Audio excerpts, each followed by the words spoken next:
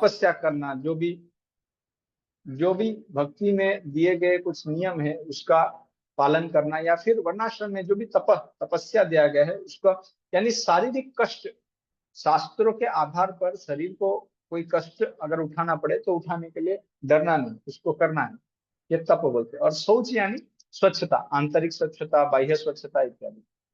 और शांति, शांति यानी सहिष्णु, ब्राह्मण जो है वो सहिष्णु होता है, उसके ऊपर कोई कुछ बोल दे तो फिर क्या है कि वो उसके ऊपर गुस्सा नहीं होगा। शायद उसका सेवा में अगर कोई प्रॉब्लम हो, उसको सेवा में कुछ हो तो फिर वो कुछ कर सकता है, नहीं तो अगर उसके ऊपर कोई कुछ बोल दे वो सहन कर सकता है, सहिष्णु होता है। और आर्जवम, आर्जवम यानी सरल, उसमें कोई डुप्लीसिटी नहीं होता है, वो सत्य, वो ट्रूथफुल रहता है, छोटा छोटा चीजों में झूठ बोलना इस प्रकार से वो करता नहीं। इसमें सत्यकाम जवाल का एक उदाहरण आता है, जो गौतम मुनि के पास गए थे। तो गौतम मुनि के पास शिक्षण के लिए गए थे, तो गौतम मुनि ने पूछा अच्छा आपके पिताजी कौन है, तो वो बोले कि मुझे तो अपने पिताजी कौन है पता नहीं।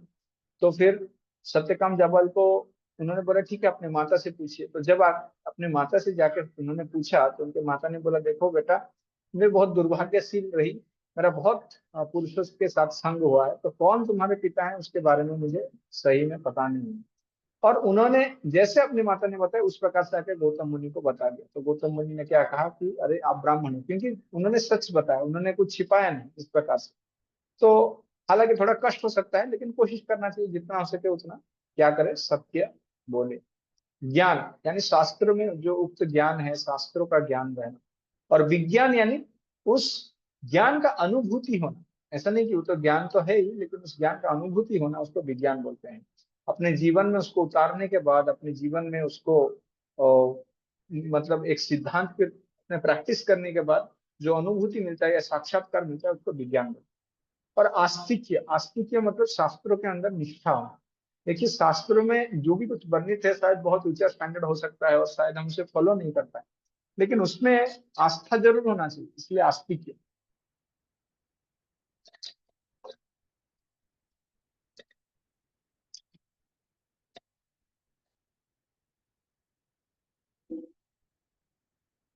तो इस प्रकार से ये ब्राह्मण का कर्म है। शांति प्रियता, आत्मसंयम, तपस्या, पवित्रता, सहिष्णुता इत्यादि। शौर्य, तेज्य, धृतिर्दाक्षम, युद्धे चापि अपलायनम, दानम, ईश्वर भावश्च, क्षेत्र कर्म स्वभावजम। ट्रांसलेशन पढ़िए।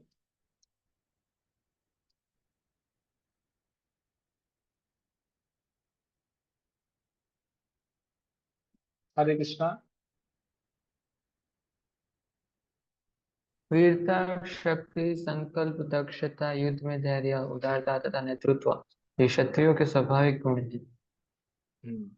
तो आजकल के मॉडर्न लीडर्स जैसा नहीं है। क्षत्रिय मतलब युद्धे चापी अपलायनम, युद्ध में कभी नहीं भागता है, हालांकि उसको मृत्यु आ जाए लेकिन वो युद्ध में डटे रहता है। कभी भी क्षत्रियो के पीठ पे आप क्षत नहीं मिलेगा, आपको हमेशा सामने छाती में क्षत मिलेगा। मॉडर्न लीडर एक जगह बैठ के वो एटॉमिक बम को बस बटन प्रेस करो और दूसरे लोग मर जाएं, इस प्रकार से क्या इनको हम क्षेत्रीय बोल सकते हैं? वास्तव में नहीं, इस प्रकार से नहीं। और दानवीर रहते हैं, वो दान करते रहते हैं, वो दानासुर होते हैं, मतलब कभी दान करने को आए ना तो फिर पीछे नहीं हटते। धार्मिक कार्यों के लिए, ब्राह्मणों के लिए, मंदिर के लिए दान करने में हमेशा उनका ये रहता है। ईश्वर भाव रहता है। ईश्वर भाव यानी ऐसा नहीं कि चलो मैं लीडर बनता हूँ, नेतृत्व देता हूँ, नहीं। दूसरों को रक्षण करने का भाव, अपने ऊपर जो डिपेंडेंट है, जो उनके ऊपर आश्रित है, उनको हमेशा रक्षण करते हैं, इस प्रकार का। क्षतत्रायते इति क्षत्रिय, जो हमें क्षत से रक्षण करता है उसको क्षेत्रीय कहा जाता है, इस प्रकार से। और उनके अंदर धृति रहता है, जो बहुत सारा धैर्य रहता है। ऐसा नहीं कि थोड़ा बहुत कुछ हो गया तो चलो छोड़ दो, नहीं नहीं मैं नहीं कर पाऊंगा, मेरे से नहीं होगा, इस प्रकार से नहीं। मुश्किल के मुश्किल समय में भी धैर्य बनाए रखते, धृति। और शौर्य, शौर्य शौर्य यानी वो कायर नहीं होते, वो हमेशा वीर रहते हैं। तेज, तेज यानी शक्ति रहता है इनके अंदर। शक्ति यानी ऐसा नहीं कि बस पतले दुबले से है और फिर कोई तो मार दिया तो फिर गिर गया, ऐसा नहीं, बहुत शक्तिशाली होते हैं, आपने देखा होगा इस प्रकार का शारीरिक शैली।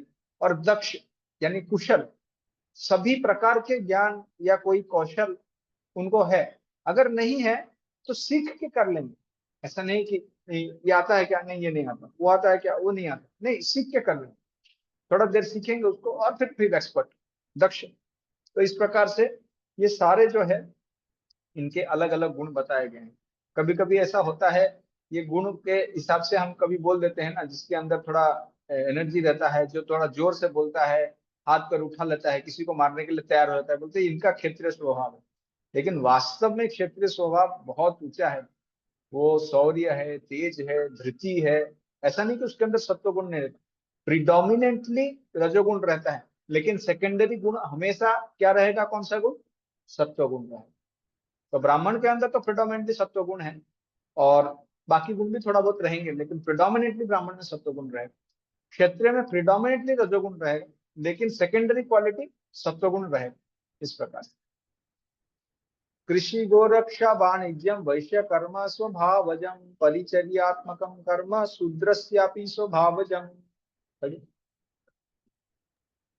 कृषि करना, गौ रक्षा तथा व्यापार ऐश्वर्य के स्वाभाविक कर्म है, और शूद्रों का कर्म श्रम तथा अन्यों की सेवा करना है। तो कृषि गोरक्षा वाणिज्यम, अभी देखिए वैश्य का प्रिडोमिनेंट क्वालिटी क्या है, उसका प्रिडोमिनेंट क्वालिटी वही रजोगुण है, लेकिन सेकेंडरी क्वालिटी तमोगुण है, ये याद रखना। तो वैश्य जो है वो कृषि करते हैं, यानी वो जमीन को जो है कृषि करते हैं, उस पे खेती करते हैं, उस पे जो है फल फूल इत्यादि उत्पन्न करते हैं। और गोरक्षा, गोरक्षण करते हैं, गोरक्षण यानी गोवंश का वृद्धि करते हैं, उनका रक्षण करते हैं। देखिए आजकल बहुत सारे लोग हैं जो cattle farming, cattle raising, cattle breeding करते हैं, उनको क्या वैश्य कहोगे? फिर जब वो गाय दूध देने के लिए अक्षम हो जाएगा, उसको कहाँ भेज देते हैं, स्लॉटर हाउस भेज देते हैं। तो फिर क्या वो गोरक्षण हो गया? नहीं, वो गोरक्षण नहीं। गोरक्षण यानी जब गाय का जन्म हुआ तब से लेकर अंत तक जो गाय का रक्षण करता है, उसको बोलते हैं गोरक्षण, गोरक्षा, इसी गोरक्षा। और वाणिज्य बिजनेस करते हैं, यानी खरीदना बेचना इत्यादि, लोन देना, जमीन का बिजनेस इत्यादि, ये तो करते ही है। तो ये हो गया व्यापार, व्यापार करते रहते हैं।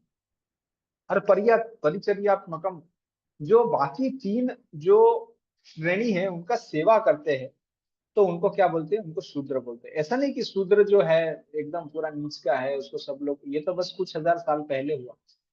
देखिए वर्णाश्रम, वैदिक वर्णाश्रम में सभी का एक सेल्फ रिस्पेक्ट, आत्मसम्मान रहता था। जो शूद्र है उसका स्थान है, जो ब्राह्मण है उसका स्थान है, जो क्षत्रिय है उसका स्थान है, जो वैश्य है उसका स्थान है। जैसे हमने डिस्कस किया था, रिस्पेक्ट देना का ये मतलब नहीं कि शूद्र को बोलेंगे तुम यज्ञ करो, लेकिन वो जो कर रहा है उसके लिए जरूर रिस्पेक्ट है।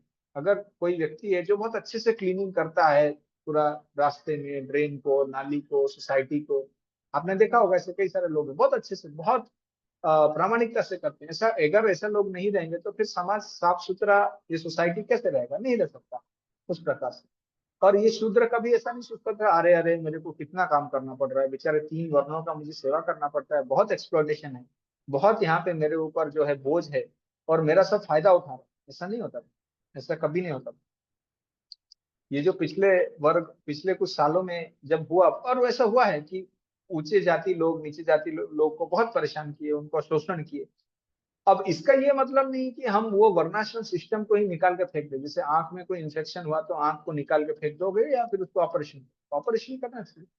लेकिन आजकल इसलिए लोगों के अंदर इतना स्टिग्मा हो गया है कि इसके बारे में बात ही नहीं कर सकते, वर्णाश्रम के बारे में। उनको लगेगा कि कास्ट सिस्टम, कास्ट सिस्टम, ये कास्ट सिस्टम नहीं, नेचुरल डिवीजन है।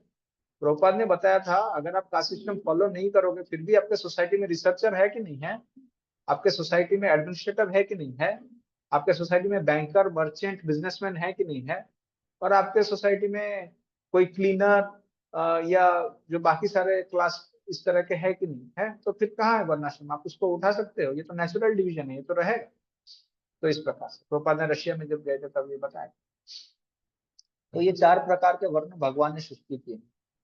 अच्छा, अब क्या भगवान बता रहे हैं, स्वे स्वे कर्मणि अभिरता संसिद्धिं लभते नरा, स्वकर्मण नियता सिद्धिं यथा विन्दन्ति तच्छृणु।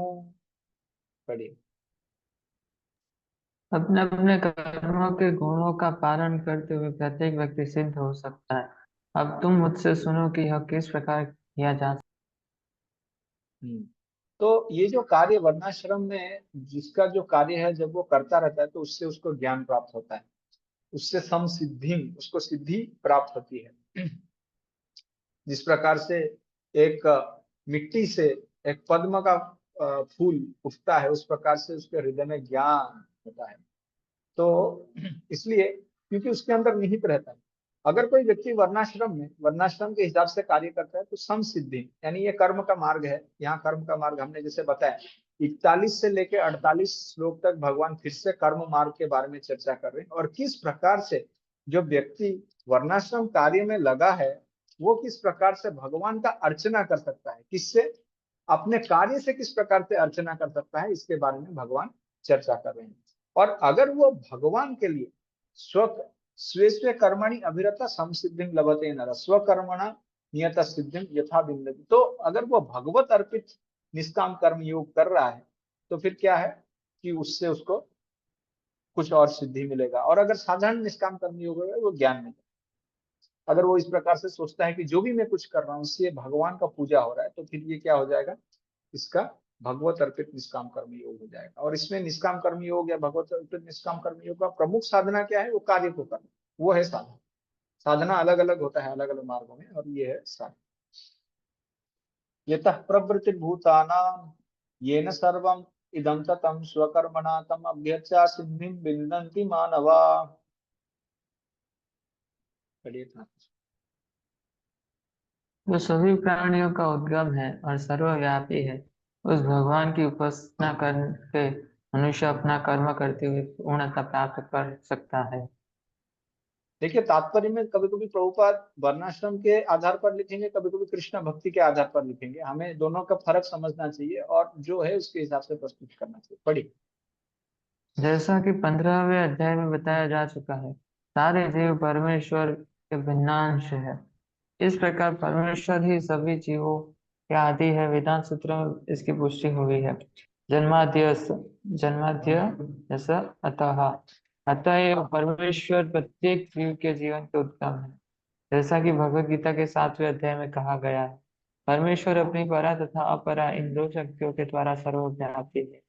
अतएव मनुष्य को चाहिए कि उनकी शक्तियों सहित भगवान की पूजा करे।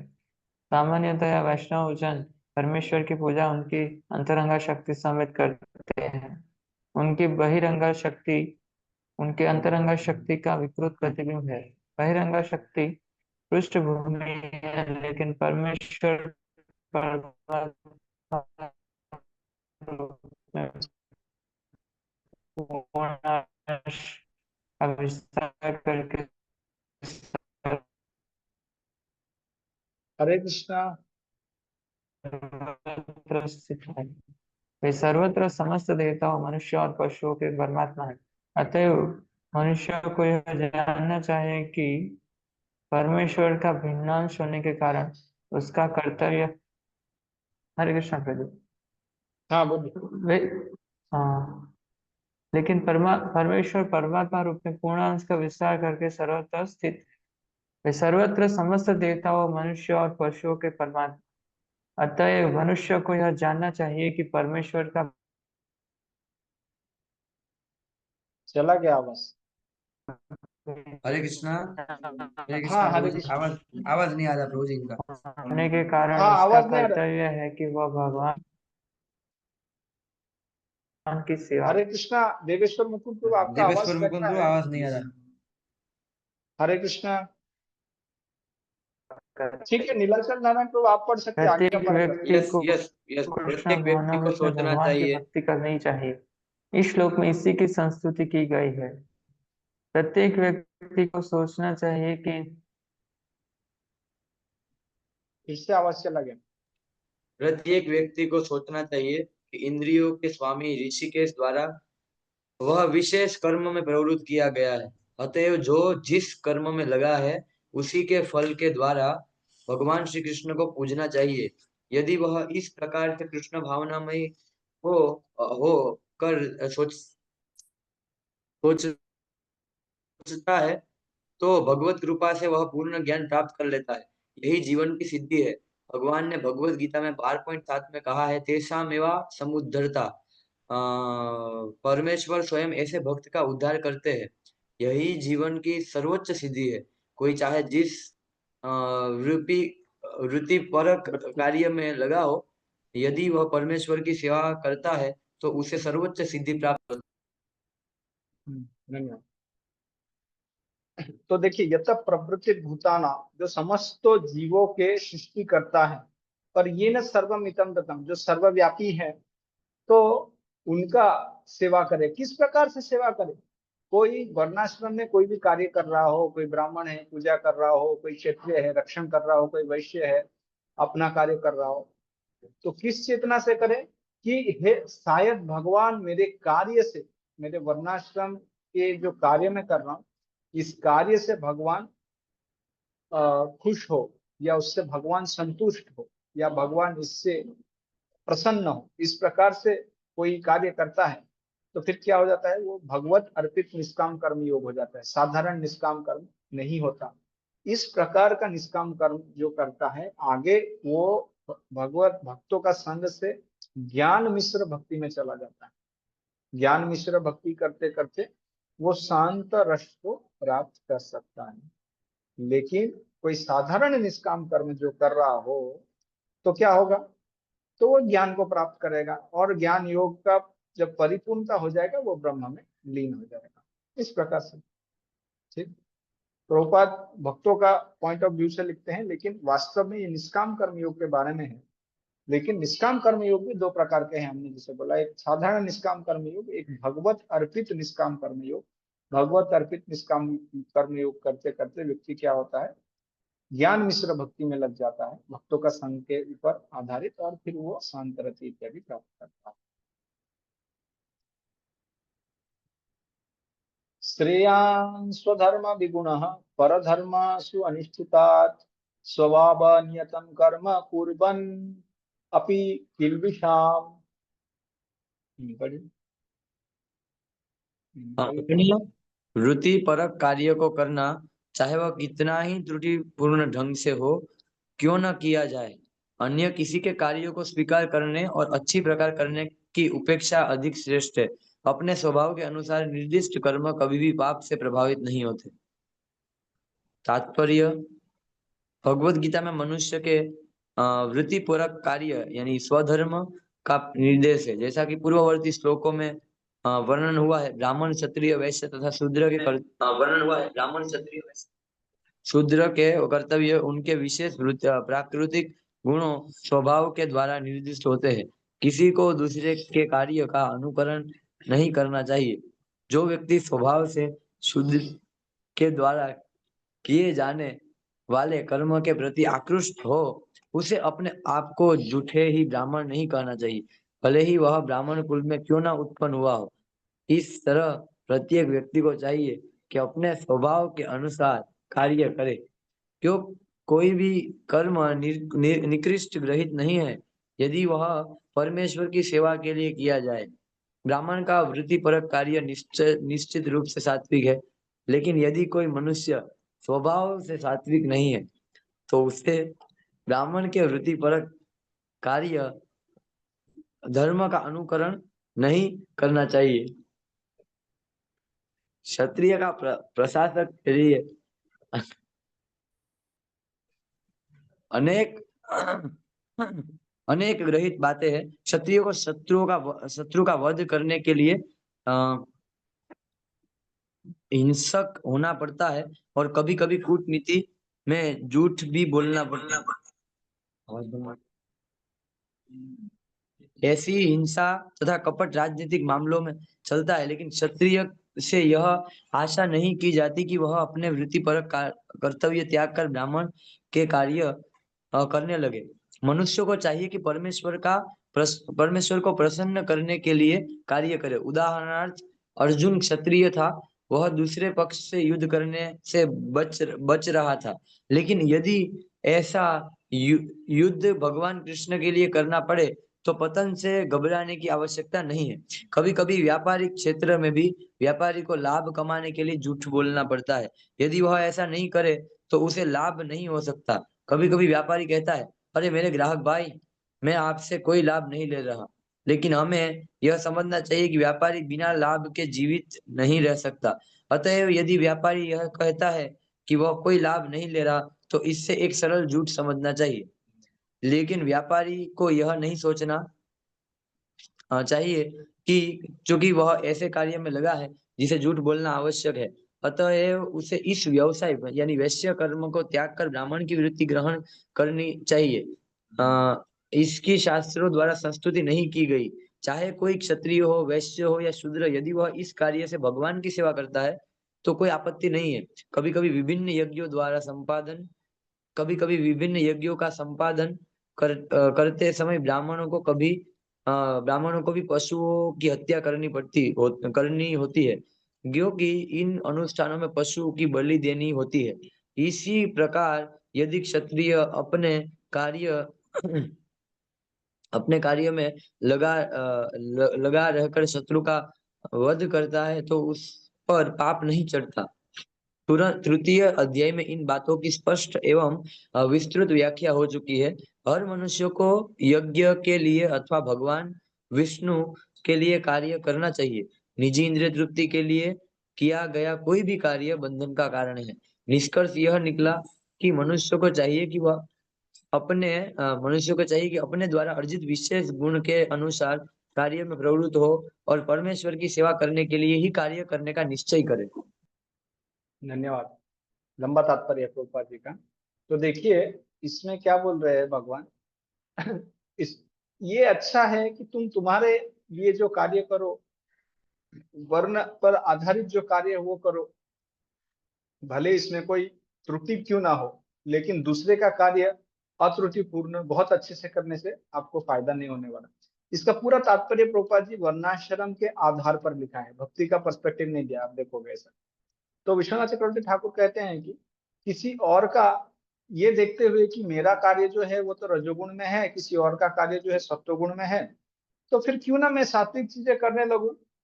लेकिन यहाँ पे भगवान बता रहे हैं बेहतर है कि कोई अपना कार्य करे, भले ही इसमें कोई त्रुटि हो, भले ही ये संपूर्ण ना हो, विगुणा श्रेयान स्वधर्म विगुणा, परधर्म अच्छा नहीं, परधर्म नहीं करना चाहिए, भले बहुत अच्छे से हो जाए, सुनिश्चित बहुत अच्छे से भी हो रहा हो, लेकिन नहीं करना चाहिए। भगवान अर्जुन को बोलते कि तुम अपना कार्य जो है क्षत्रिय का कार्य, जिसमें तुम्हें यह लग रहा है कि मैं भीष्म आदि को मारूंगा, मेरे जो बाकी भ्राता हैं उनको मारूंगा, ये करना अच्छा नहीं लग रहा मुझे, मैं ब्राह्मण बनकर भिक्षा मांगू, ये गलत है, ऐसा नहीं सोचना चाहिए। तो स्वभाव के हिसाब से कार्य करना चाहिए, ब्राह्मण क्षत्रिय वैश्य शूद्र जो भी है, ऐसा अगर कोई करे तो फिर उससे उसको सिद्धि प्राप्त हो सकता है। ये नहीं कि कोई एक दूसरे का कार्य करने लगे तो फिर उससे बहुत गड़बड़ी हो सकता है। तो तृतीय अध्याय में एक श्लोक आया था, किसी को याद है? तीसरा अध्याय का 35वां श्लोक, एग्जैक्ट फर्स्ट लाइन एग्जैक्ट है। ऐसा 2 श्लोक है गीता। कौन सा 2 श्लोक है जो 2 बार रिपीट हुआ है? कोई बोल सकते हैं?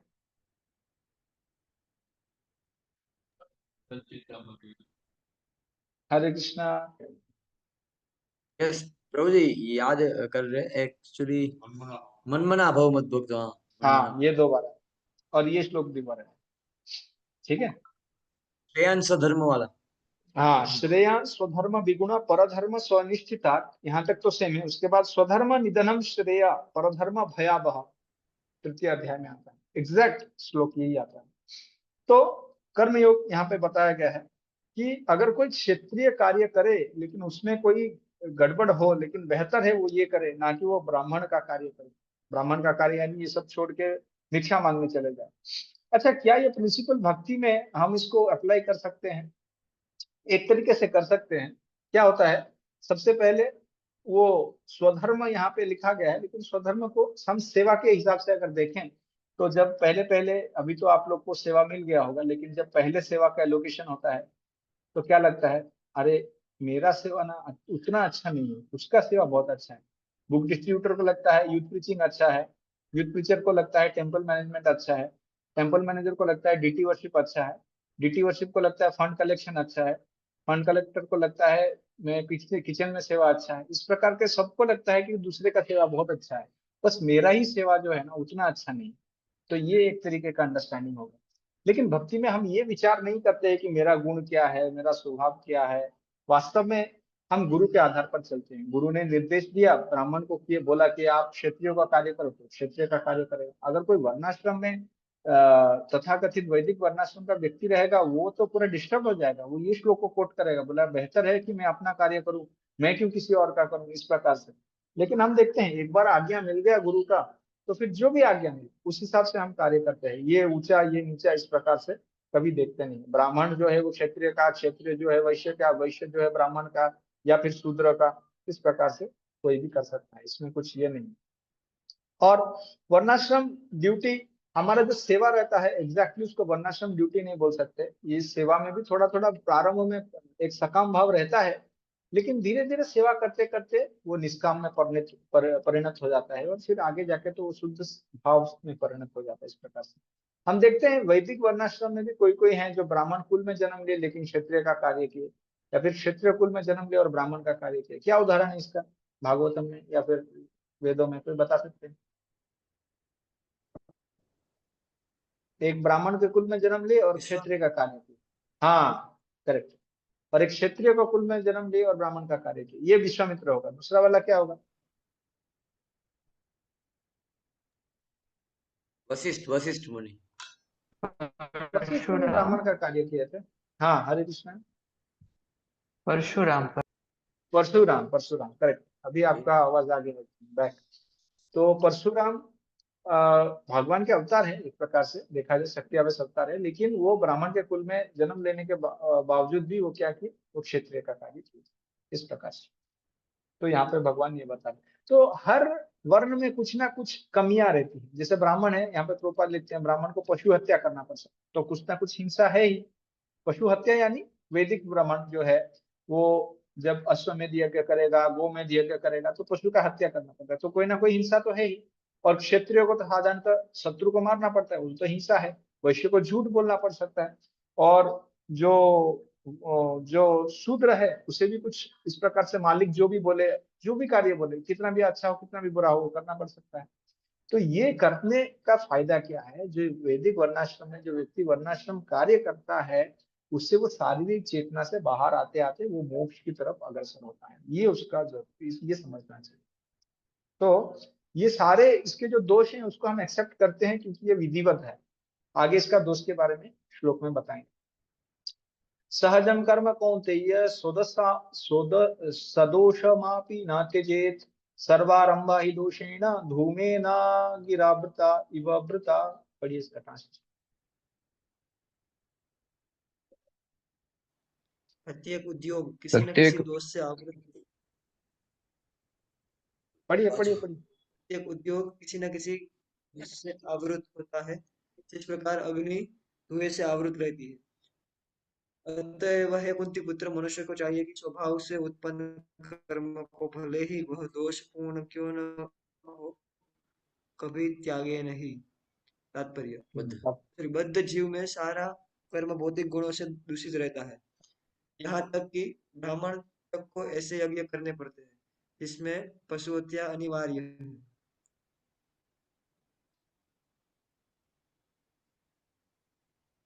इसी प्रकार क्षत्रिय चाहे कितना ही पवित्र क्यों न हो, उसे युद्ध करना पड़ता है, वह इससे बच नहीं सकता। इसी प्रकार एक व्यापारी को चाहे वह कितना भी पवित्र क्यों न हो, अपने व्यापार में बने रहने के लिए कभी कभी लाभ लाभ को छिपाना, बाजार चलाना पड़ता है। ये बातें आवश्यक है, इनसे बचा नहीं जा सकता। इसी प्रकार यदि क्षुद्र होकर बुरे स्वामी की सेवा करनी पड़े तो उसे स्वामी की आज्ञा का पालन करना रहता है, भले ही ऐसा नहीं होना चाहिए। इन सब दोषों से के होते हुए भी मनुष्य को अपने निर्दिष्ट कर्तव्य करते रहना चाहिए, क्योंकि वे स्वभावगत है। एक अत्यंत सुंदर उदाहरण दिया जाता है। यद्यपि अग्नि शुद्ध होती है तो भी उसमें धुआं रहता है, लेकिन इतने पर भी अग्नि अशुद्ध नहीं होती। अग्नि में धुआं होने पर भी अग्नि समस्त तत्वों में शुद्धतम मानी जाती है। Thank you.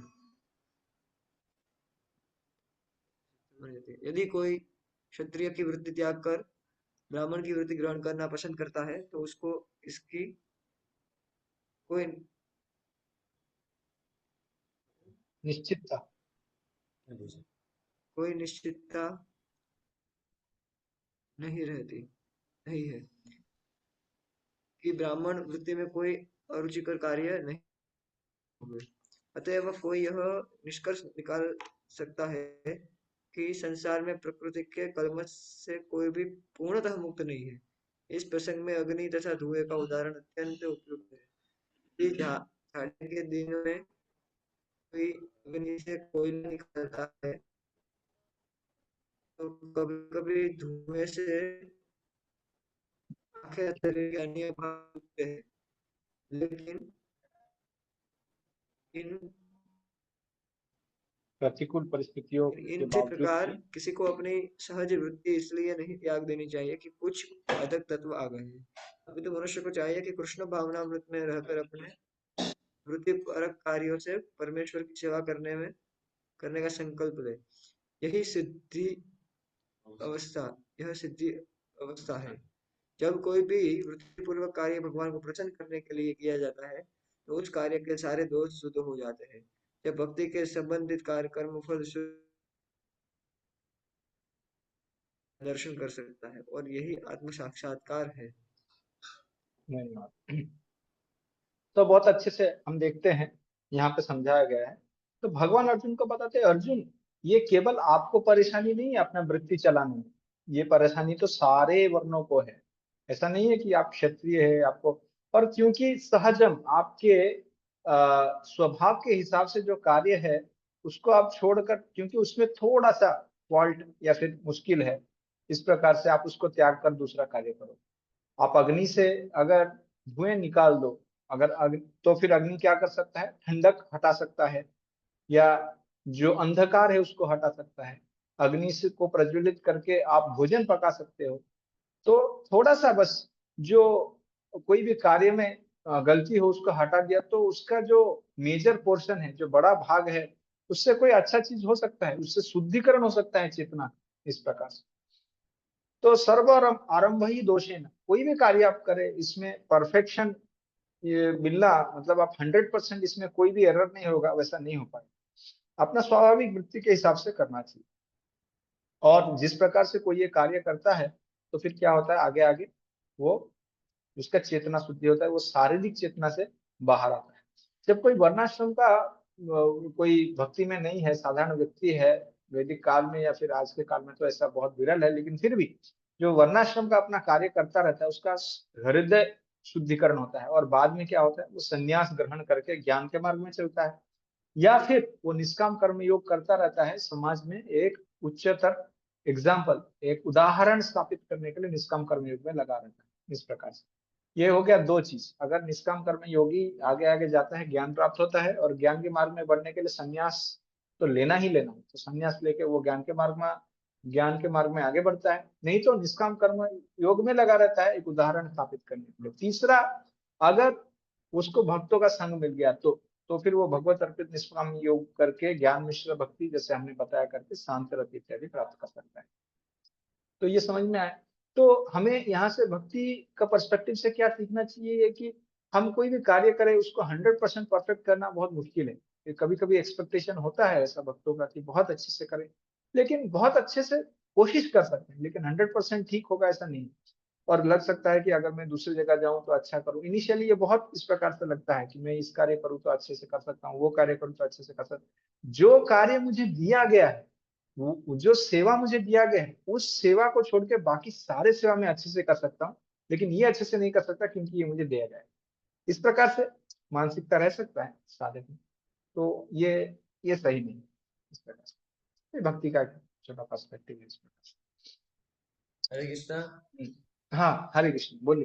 हरे कृष्ण। हाँ, गौरी, बोलिए। सॉरी इंटरप्ट करने के लिए। ये एक क्वेश्चन था कि इसमें जैसे कई मंदिरों में हमको क्या है, जैसे हमारे भक्तों के समाज में हमारे ही टेम्पल में जैसे हमको पूछा जाता है ऐसा कि आप एक बार मतलब मीटिंग करके वगैरह ब्रह्मचर्य से करके आप कौन सा सेवा मतलब आप करना चाहते हो। तो हमारा तो ये भाव रहता है और हमारा तो ये रहता है कि आप जो बोलेंगे प्रभु जी ऐसा हम सेवा करेंगे ऐसा। तो फिर भी हम्म लेकिन हमको पूछा जाता है फिर भी आप बताइए ऐसा कि आप जो है आप कौन सा सेवा करेंगे ऐसा। तो तब फिर हमको हमको क्या करना चाहिए तब, या फिर ये जैसे हमको कैसे हम इसमें निष्कर्ष पे पहुंचे कि हमको जो दिया गया है वो हम करेंगे, क्योंकि कभी कभी क्या हमको ऑप्शन देते हैं और हम मना बोलते उसके बावजूद भी ऑप्शन दिया जाता है, ऐसा कि नहीं फिर भी आपको कुछ सिलेक्ट करना है, ऐसा आपके स्वभाव में।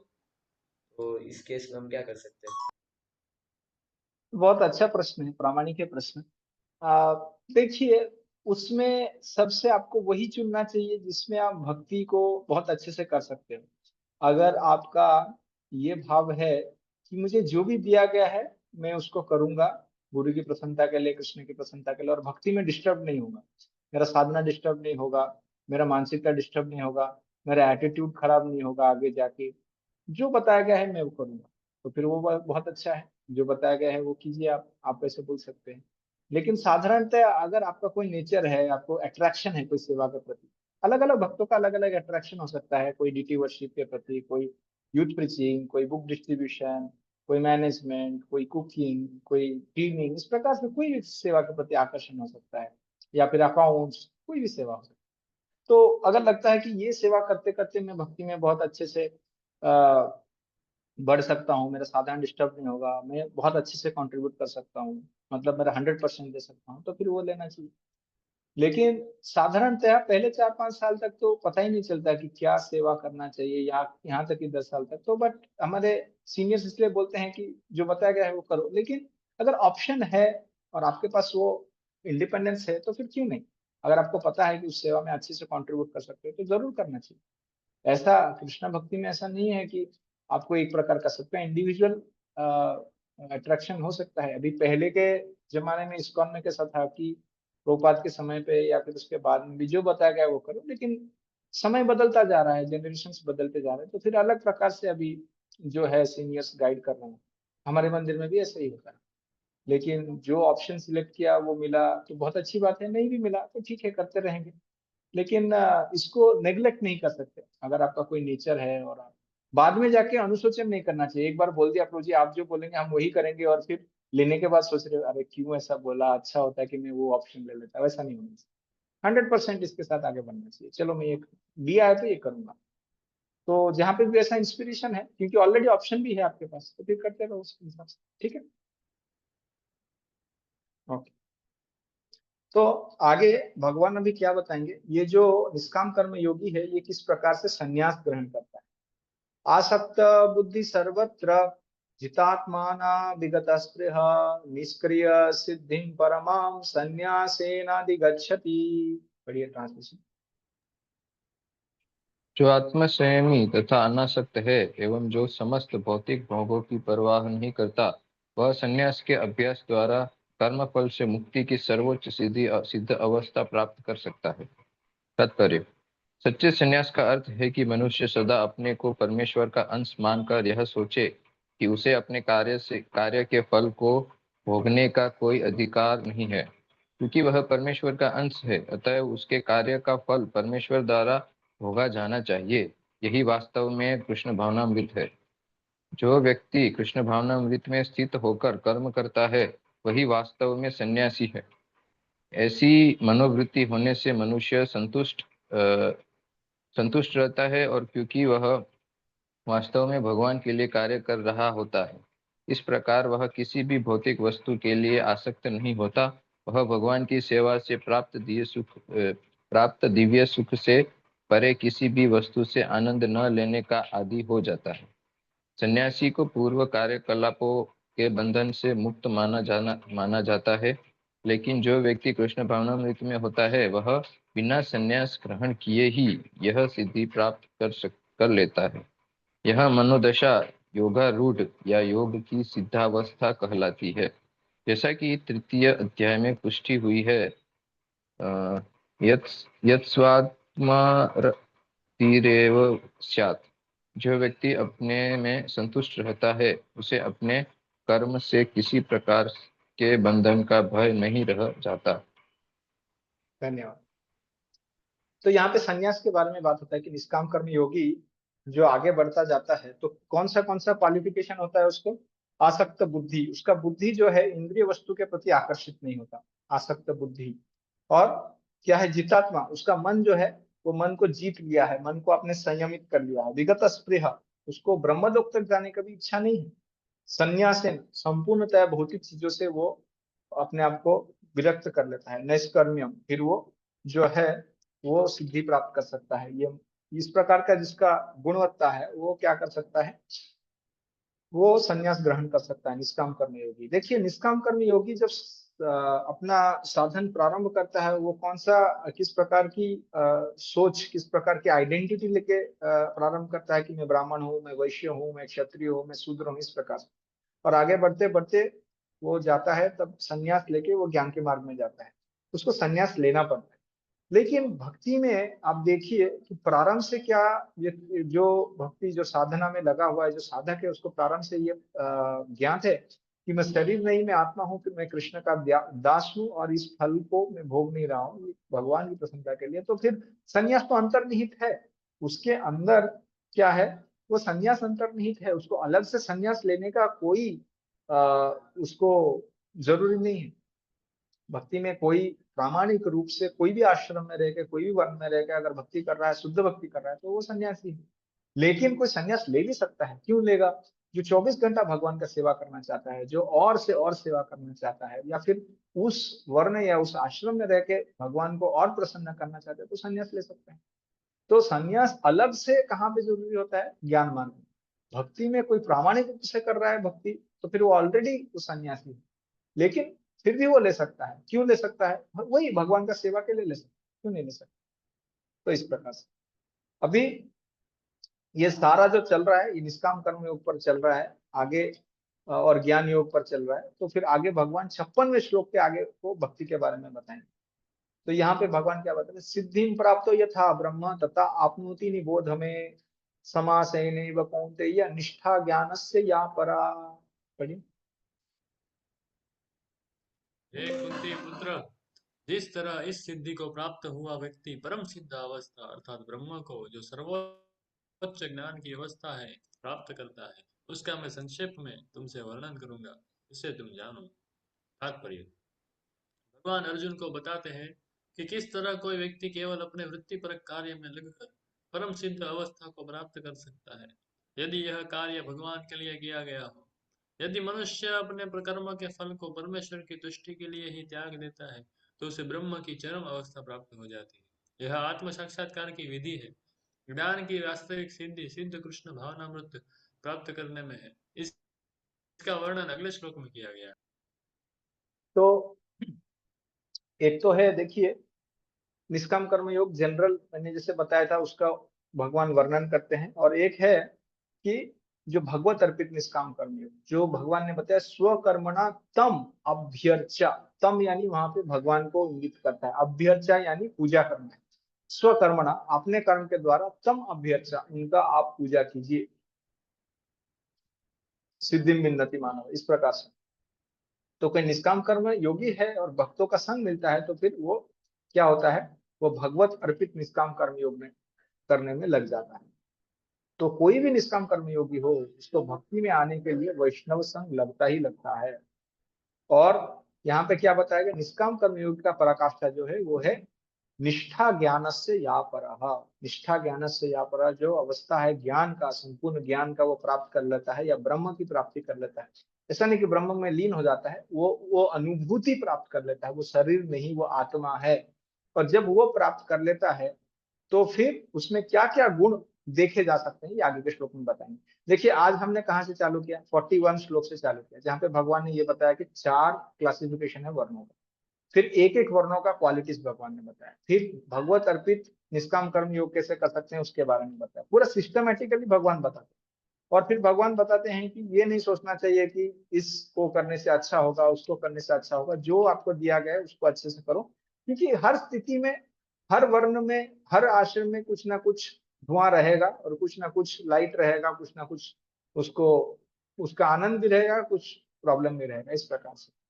तो ये बता के भगवान यहाँ पे ये अंत में बता रहे हैं कि ज्ञान का प्राप्ति करता है, और जो व्यक्ति ब्रह्म को अनुभव कर लेता है, या फिर क्या करता है, I am a spirit soul, ये रियलाइज कर लेता है निष्काम कर्म योगी जब, तो क्या क्या गुण आते हैं?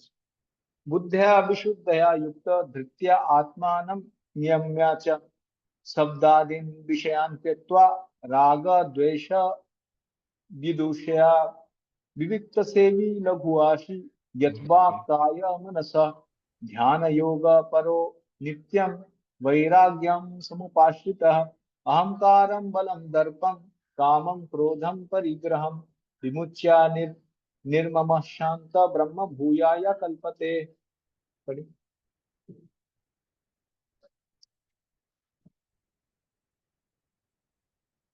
ट्रांसलेशन को पढ़ी। अपनी बुद्धि से शुद्ध होकर तथा धैर्य पूर्वक मन को वश में कर। हरे कृष्णा, कोई आवाज आ रहा है मेरा? हाँ, आ रहा है। पढ़ी। अपनी बुद्धि से शुद्ध होकर तथा धैर्य पूर्वक मन को वश में करते हुए इंद्रिय तृप्ति के विषयों का त्याग कर राग तथा द्वेष से मुक्त होकर जो व्यक्ति एकांत स्थान में वास करता है, जो थोड़ा खाता है, जो अपने शरीर मन तथा वाणी को वश में रखता है, जो सदैव समाधि में रहता है तथा पूर्णतया विरक्त, मिथ्या अहंकार, मिथ्या शक्ति, मिथ्या गर्व, काम, क्रोध तथा भौतिक वस्तुओं के संग्रह से मुक्त है, जो मिथ्या स्वामित्व की भावना से रहित तथा शांत है, वह निश्चय ही आत्म साक्षात्कार के पद को प्राप्त होता है। तात्पर्य, एक मिनट। हाँ जो ठीक है, पढ़िए। मनुष्य बुद्धि द्वारा शुद्ध हो जाता है वह जो मनुष्य हरे बुद्धि कृष्ण। द्वारा शुद्ध हो जाता है वह अपने आप को सत्व गुण में अधिष्ठित कर लेता है। इस प्रकार वह मन को वश में करके सदैव समाधि में रहता है। वह इंद्रिय तृप्ति के विषयों के प्रति आसक्त नहीं रहता और अपने कार्यों में राग तथा द्वेष से मुक्त होता है। ऐसा विरक्त व्यक्ति स्वभावतः एकांत स्थान में रहना पसंद करता है। वह आवश्यकता से अधिक खाता नहीं और अपने शरीर तथा मन की गतिविधियों पर नियंत्रण रखता है। वह मिथ्या अहंकार से रहित होता है क्योंकि वह अपने को शरीर नहीं समझता। नहीं वह अनेक भौतिक वस्तुएं स्वीकार करके शरीर को स्थूल तथा बलवान बनाने की इच्छा करता है। क्योंकि वह देहात्म बुद्धि से रहित होता है, अतएव वह मिथ्या गर्व नहीं करता। भगवत कृपा से उसे जितना कुछ प्राप्त होता जाता है उसी से वह संतुष्ट रहता है और इंद्रिय तृप्ति न होने पर कभी क्रुद्ध नहीं होता। नहीं वह इंद्रिय विषयों को प्राप्त करने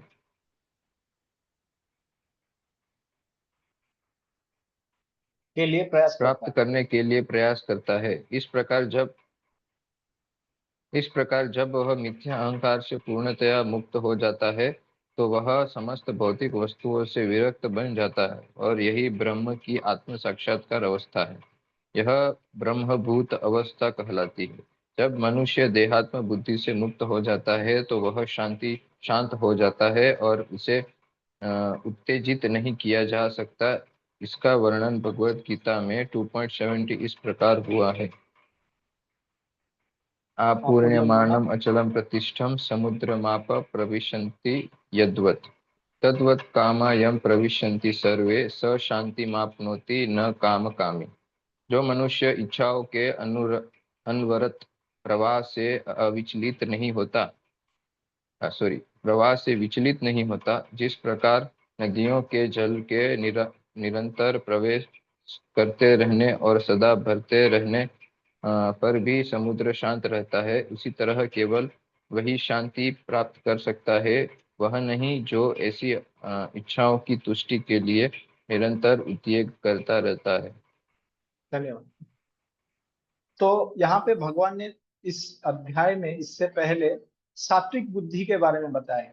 तो विशुद्धया बुद्धिया, अपनी बुद्धि सात्विक बुद्धि का प्रयोग करते हुए जिसने सात्विक धृति प्राप्त किया है, धृतिया आत्मानम नियम्य, जो अपने मन को जिसने संयमित कर दिया है, और शब्दादीन विषयान त्यक्त्वा, जो इंद्रियों के विषय को उसने त्याग कर समाधि में चला गया है। इस प्रकार से व्यूढ़स्य राग द्वेष को जिसने दूर में छोड़ दिया, इस प्रकार से विविक्त से भी अकेले रहते हुए, लघु आश्री कम खाते हुए, नित्यम यत काय वाक मनसः, अपने मन को, काय को, वाचा को अपने ध्यान के जो विषय हैं उनके तरफ मोड़ते हुए, वैराग्य, अपने सारे चीज से विराग प्राप्त करते हुए केवल आत्मा के ऊपर वो फिक्स होते हुए, और अहंकार से मुक्त, बलम, जिस प्रकार की चित्त में वृत्ति है उससे विरक्त होकर दर्प, दर्प यानी प्राइड यानी गर्व, गर्व से मुक्त होकर, क्योंकि ये गर्व जो है ये शारीरिक चेतना से उत्पन्न होता है, काम, काम से मुक्त होकर, क्रोध से मुक्त होकर, क्रोध कब, जब किसी का कोई चीज किसी ने चुरा लिया है, ये इस प्रकार से विश्वनाथ चक्रवर्ती लिखते हैं, तब क्रोध नहीं करना।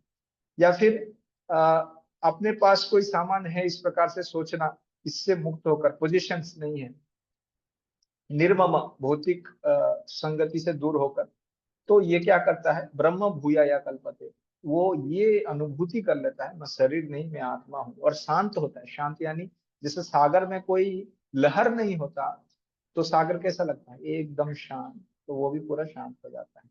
तो ब्रह्म भूया या का ये मतलब है कि वो जो निष्काम कर्म योगी है, जो संन्यास तक आ गया है, उसका जो लिंग शरीर है या फिर जो सूक्ष्म शरीर है या जो स्थूल शरीर है उसके साथ कोई भी कनेक्शन नहीं रहता है, तो संपूर्णतः जान लेता है, वो अनुभव कर लेता है मैं शरीर नहीं मैं आत्मा हूँ। लेकिन ऐसा नहीं कि वो खाता नहीं है, वो केवल इसीलिए खाता है कि जो यंत्र है, ये यंत्र को चलाना है, इसीलिए इसको जो है कुछ आहुति देना पड़ेगा इसीलिए।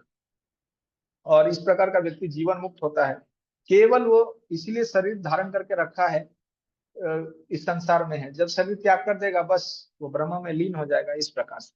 ठीक है, तो वो मुक्ति, जीवन मुक्त है।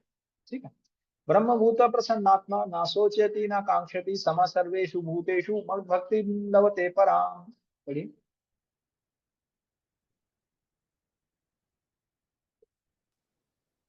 इस प्रकार जो दिव्य पद पर स्थित है तुरंत पर ब्रह्म का अनुभव करता है और पूर्णतः प्रसन्न हो जाता है। वह न तो कभी शोक करता है न किसी वस्तु की कामना करता है। वह प्रत्येक जीव पर समभाव रखता है। उस अवस्था में वह मेरी शुद्ध भक्ति को प्राप्त करता है। तात्पर्य, निर्विशेषवादी के लिए ब्रह्मभूत अवस्था प्राप्त करना अर्थात ब्रह्म से तदाकार होना परम लक्ष्य होता है, लेकिन साकारवादी शुद्ध भक्त को इससे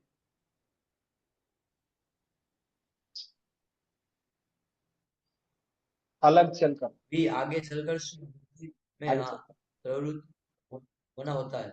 इसका अर्थ हुआ कि जो भगवत भक्ति में रत है वह पहले ही मुक्ति की अवस्था जिसे ब्रह्मभूत या ब्रह्म से तादात्म्य कहते हैं प्राप्त कर चुका होता है। परमेश्वर या परब्रह्म से तदाकार हुए बिना कोई उनकी सेवा नहीं कर सकता।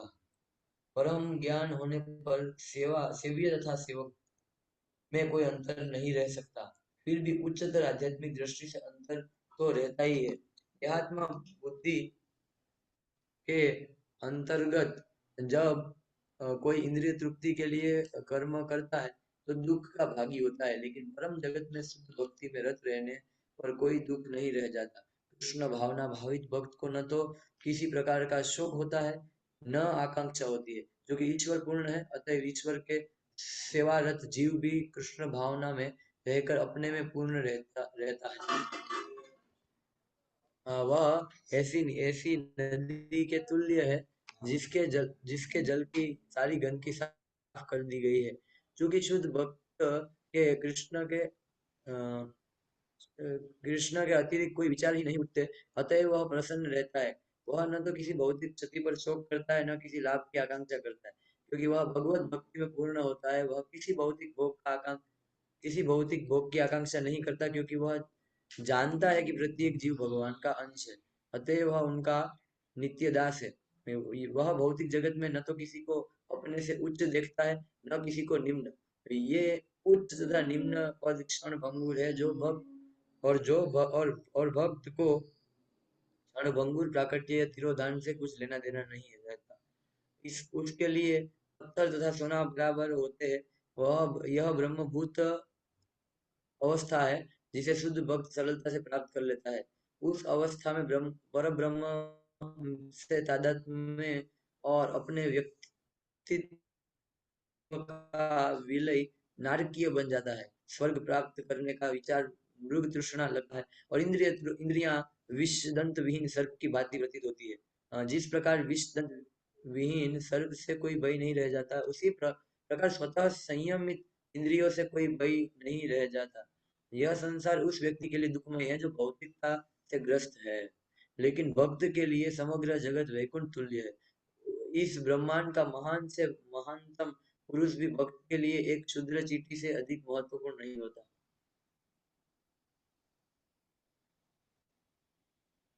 Last line. ऐसी अवस्था भगवान चैतन्य की कृपा से ही प्राप्त हो सकती है, जिन्होंने इस युग में शुद्ध भक्ति का प्रचार किया। ठीक है। प्रभुपाद जी ने पूरा तात्पर्य जो है ये भक्ति के पर्सपेक्टिव से लिखा है इसमें। देखिए, ब्रह्म भूत प्रसन्न आत्मा, तो इसने ब्रह्म भूत हो गया, तो ब्रह्म भूत हो गया तो इसका क्या मतलब है कि क्या वो ब्रह्म में लीन हो गया? नहीं, ये इस प्रकार से अर्थ नहीं है। ब्रह्म भूत हो गया जैसे मैंने बताया, उसने अनुभूति कर लिया कि मैं शरीर नहीं, मैं आत्मा हूँ, इस प्रकार से। और प्रसन्न आत्मा कभी ये शोक नहीं करता, सोचती ना सोचती, शोक नहीं करता। हमने चर्चा किया था कि जो ज्यादा शोक करता है, सोचती इति शूद्रः, अरे ये हो गया वो हो गया, नहीं जो भी कुछ हो गया उसके लिए थोड़ा सा शायद दुख हो सकता है, लेकिन आगे बढ़ना चाहिए, जीवन में आगे बढ़ते रहो, उसको क्यों इतना शोक करना है। और इस प्रकार के व्यक्ति का समभाव रहता है सारे जीवों के प्रति। अब क्या लिखा गया इसमें, ब्रह्मभूत प्रसन्नात्मा ना सोची ना कांक्षति सम सर्वेषु भूतेषु, यहाँ तक तो हमने समझ। मद भक्ति लभते पराम, तो ये ब्रह्मभूत स्थिति में जो आ गया उसको भक्ति प्राप्त होता है, इस प्रकार से लिखा गया, मद भक्ति लभते। तो क्या लगता है आपको, क्या ऐसा कोई करता रहा पहले, वो सकाम कर्म किया, फिर निष्काम कर्म किया, फिर ज्ञान प्राप्त किया, फिर ज्ञान प्राप्त करके वो ब्रह्मभूत स्थिति को प्राप्त किया, तो उसको भक्ति मिल जाएगा? क्या ऐसा हो सकता है? कौन बताएंगे?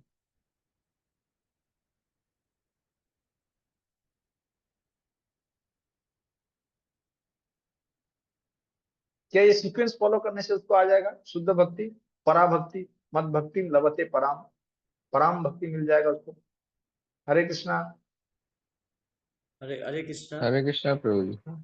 हाँ बोलिए। प्रभु जी, मुझे मतलब अगर किसी को भक्त का संग मिलता है तो ही उसे भक्ति मिल सकता है प्रभु जी। Correct, perfect. तो बिना भक्तों का संग मिले हुए उसको क्या होगा, उसको ये पराभक्ति कुछ मिलेगा नहीं। इसीलिए यहाँ पे देखिए, कभी भी कोई वर्णाश्रम का पालन करे, चाहे कितना तपस्या करे, चाहे कितना ज्ञान करे, ये पूर्व जितने सारे आपने क्वालिटीज देखे, शायद हमें क्वालिटीज नहीं हो, लेकिन भक्ति मिल गया है। आप सोच लीजिए भक्ति कितना विरल है। और ये सारे क्वालिटीज होते हुए भी उसके अंदर कम खाता है, शरीर के साथ कोई संबंध नहीं है, सूक्ष्म शरीर से कोई संबंध नहीं है, बस शरीर त्यागे तब ब्रह्म में जाएगा, फिर भी भक्ति नहीं मिल सकता। अगर भक्तों का, शुद्ध भक्तों का, मध्यम भक्तों का, या कोई भी भक्त का उसको संग नहीं मिला हो तो। इसीलिए यहाँ पे क्या शब्द का प्रयोग किया गया है, ध्यान से सुनिए। मद भक्ति लभते, लभते यानी लाभ करता है उसको किसी ने, वो प्राप्त करता है भक्ति। मद भक्ति कुरुते पराम नहीं है, कुरुते यानी करता है, लभते प्राप्त करता है। प्राप्त करता है मतलब किसी से तो प्राप्त करता होगा, अपने आप थोड़ी वो मिल जाएगा, ऐसा नहीं।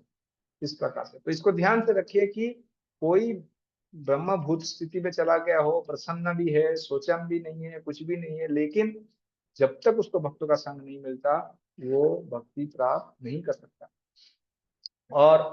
और इसलिए इस स्थिति पर आने के बाद अगर वो शरीर त्याग कर देता है तो फिर साधारणतः वो सायुज्य मुक्ति प्राप्त करता है, यानी वो लीन हो जाता है। अच्छा, यहाँ पे एक प्रश्न पूछते हैं, आप लोग थोड़ा सा सोच के बताइए कि अगर कोई जीवन मुक्त स्तर पर आ गया है, दो लोग हैं जो जीवन मुक्त स्तर पर आ गए हैं, एक जो है साधक, वो जीवन मुक्त स्तर पर आ गया है और ये सोचता है कि ये भक्ति जो है नश्वर है, भगवान जो है नश्वर है, ये माया है, इसको त्याग कर देते हैं, अभी मेरा अपना ज्ञान अज्ञान भक्ति सब त्याग करके बस ब्रह्म में चला जाऊंगा, इस प्रकार से सोचता है। इसका क्या गति होगा? और दूसरा है जो सोचता है ठीक है भगवान है, भक्ति है, ये तो सब सच्चिदानंद है, लेकिन मेरा जो आकर्षण है ब्रह्मन के प्रति है, तो मैं उसको त्यागूंगा नहीं। इस प्रकार से दो साधक है, इनका क्या गति होगा, कोई बता सकते हैं?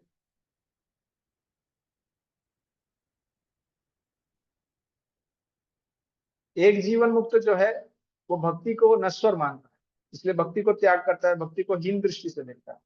और एक जीवन मुक्त जो है वो भक्ति का महात्म्य तो जानता है, लेकिन ब्रह्म के प्रति आकृष्ट है फिर भी। तो क्या गति होगा? जो दूसरा वाला है प्रभु जी, उसको वो ब्रह्मा का वो मतलब वो मिल जाएगा उसको, मतलब हम्म गति। जो पहले हम्म वाला है वो जो भक्ति को करता है तो उसको नहीं मिलेगा मतलब। हम्म। ठीक है, correct, okay, but still little more. देखिए जो व्यक्ति जीवन मुक्त स्तर पर भी पहुंच गया है, लेकिन भक्ति को नश्वर मानता है, भगवान को नश्वर मानता है, भक्ति को एक माध्यम मानता है, भक्ति को त्याग कर देता है, ये अरविंदक्षाय विमुक्त मानिनस तो यष्ट भावन अभिशुद्ध बुद्ध है। तो क्या होगा? पतंती अधा अनादृता युष्माक अंग्रिय, उसका पतन निश्चित है। भक्ति को अपराध हो जाता है, कोई भक्ति को नश्वर मानता है, भक्ति को कुछ क्षणस्थायी मानता है, क्षण भंगुर मानता है, तो वो अपराध है भक्ति का, उसका पतन निश्चित है। उसके बाद फिर से उसे कुछ प्राप्त नहीं होने वाला, फिर से वो चालू करने वाला बिगिनिंग से। लेकिन जिसका भक्ति के प्रति थोड़ा आकृष्ट, जो भक्ति को सच्चिदानंद मानता है, भगवान को सच्चिदानंद मानता है, लेकिन ब्रह्म के प्रति आकृष्ट है, वो ब्रह्म में लीन हो जाएगा। तीसरा है जिसको भक्तों का संग मिल गया, अरे उसका क्या, वो तो पराभक्ति प्राप्त कर लेगा, और क्योंकि वो जीवन मुक्त है इसलिए भक्ति में वो बहुत आगे बढ़ेगा, बहुत जल्दी आगे बढ़ेगा। इसका कोई उदाहरण है भागवत में, जो जीवन मुक्त थे या फिर ब्रह्म में स्थित थे लेकिन भक्त बन गए? भागवतम में कौन है इस प्रकार के उदाहरण? चतुष्कुमार। हाँ, और सुखदेव गोस्वामी। सही है, हाँ, सुखदेव गोस्वामी, परफेक्ट। ये दोनों ब्रह्म में स्थित थे, चतुष्कुमार या ये सुखदेव गोस्वामी, लेकिन फिर भी क्या हुआ, जब उनको भक्तों का संग मिला, अरे और कैसे उनका एडवांसमेंट कैसे हुआ, बहुत जल्दी इस प्रकार से। तो यहाँ पे एक चीज हमें समझना चाहिए, कई बार हमारे भक्तों के अंदर इस प्रकार के सोच रहता है, सबसे पहले हमें पता चलेगा हम शरीर नहीं, हम आत्मा है, फिर 4 दिन के बाद पता चलेगा हम कृष्ण के दास, या फिर कुछ दिनों के बाद पता चलेगा, उदाहरण है। लेकिन ऐसा नहीं है, भक्ति में पहले दिन से हम कोई साधन करते हैं क्या? We are not this body, we are spirit soul जानने के लिए नहीं। प्रभुपाद जी ये ज्ञान देते हैं, क्योंकि प्रारंभिक स्तर पर ये ज्ञान भी नहीं होता इसके लिए, लेकिन इसका साधन हमारा नहीं।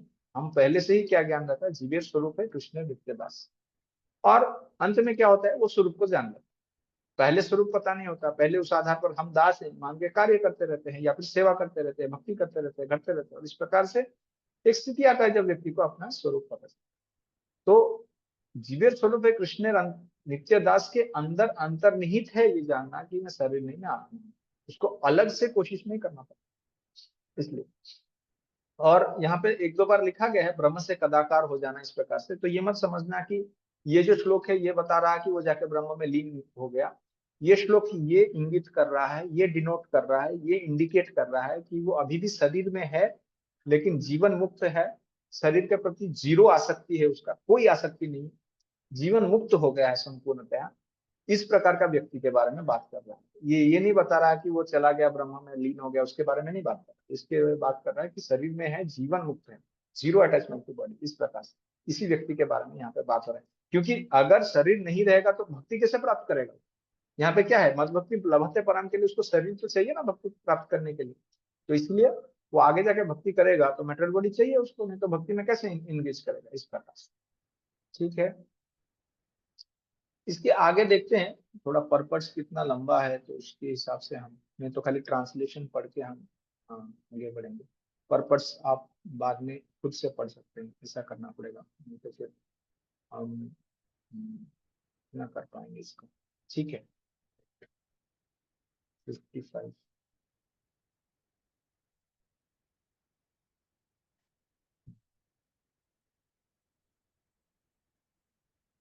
हाँ, ब्रह्मविद्या होता है। अच्छा, इसके बाद क्या होता है ऐसा, भक्त्या माम अभिजानाति यावन यश्चास्मि तत्त्वतः ततो माम तत्त्वतो ज्ञात्वा विशते तदनंतरम।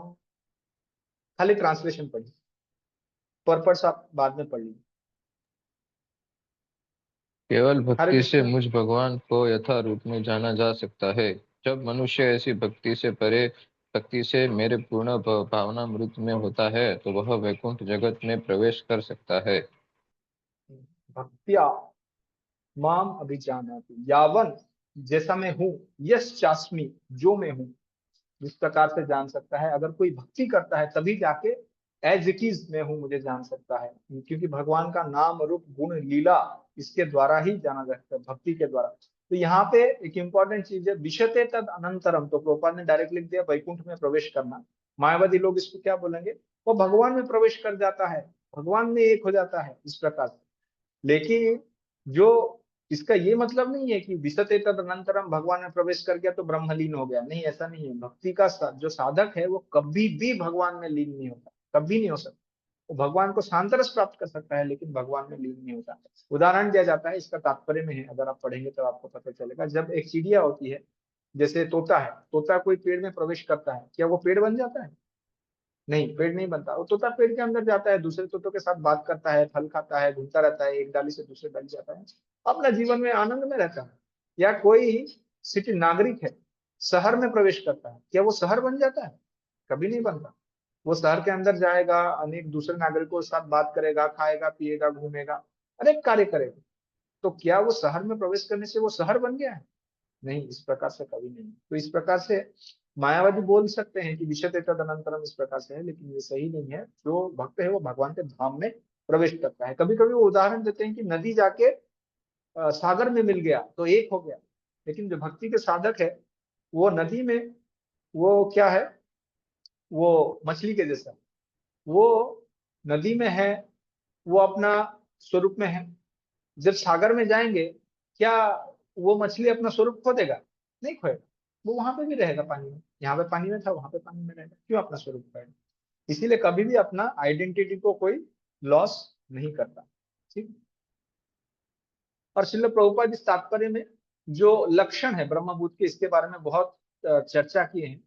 तो ये लक्षण शुद्ध भक्त में भी होते हैं, क्योंकि शुद्ध भक्त जो होता है वो भी वही ब्रह्मभूत स्थिति पर है, नहीं है क्या? उसको शरीर के साथ क्या लेना देना शुद्ध भक्त को? वो तो संपूर्णतया अपने स्वरूप पे स्थित है, तो शरीर से विलग है। इस प्रकार से देखते, और एक दो श्लोक अगर हो गया।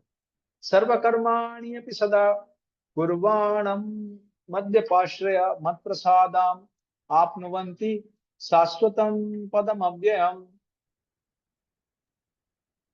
मेरा शुद्ध भक्त मेरे संरक्षण में समस्त प्रकार के कार्य में संलग्न रहकर भी मेरी कृपा से नित्य तथा अविनाशी धाम को प्राप्त होता है। धन्यवाद। देखिए, यहाँ पे भगवान बता रहे हैं कि भक्त जो है वो शायद इस संसार में रहकर उसको कार्य करना पड़ सकता है, वो कर्म संन्यास नहीं लेता है, वो हिमालय में जाके एक जगह बैठता नहीं है, लेकिन फिर भी भगवान की कृपा के कारण जो भक्त है वो भगवान का आश्रय लेते हुए, मत व्यपाश्रय, भगवान का आश्रय लेते हुए वो भगवान का धाम को प्राप्त करता है। अभी हमारे स्तर पर हम भगवान का आश्रय लें, भगवान से डायरेक्ट तो हमारा कोई लिंक नहीं हो सकता, लेकिन गुरु का आश्रय लेते हुए, गुरु का आदेश को पालन करते हुए हम आगे बढ़ सकते हैं। और एक श्लोक लेकर हम यहाँ पे अंत करेंगे और कल फिर हम आगे बढ़ेंगे। चेतसा सर्व कर्माणि मयि संन्यास मत्पर बुद्धि योगम उपाश्रित्य मच्चित्ता सततम भवा। सारे कार्यों के लिए मुझ पर निर्भर रहो और मेरे संरक्षण में सदा कर्म करो। ऐसी भक्ति में मेरे प्रति पूर्णतया सचेत रहो। धन्यवाद। देखिए, यहाँ पे जितने सारे शब्द प्रयोग किए गए हैं, जैसे सर्वकर्माणि, मयि संन्यास, ये सारे भक्ति के लिए जो है ये शब्द प्रयोग किए गए। कोई दूसरे के शब्द हो सकते हैं, मत चित्ता, मत गतः प्राणा, बोधयंत परस्परम, मयि संन्यास, या फिर सर्वकर्माणि।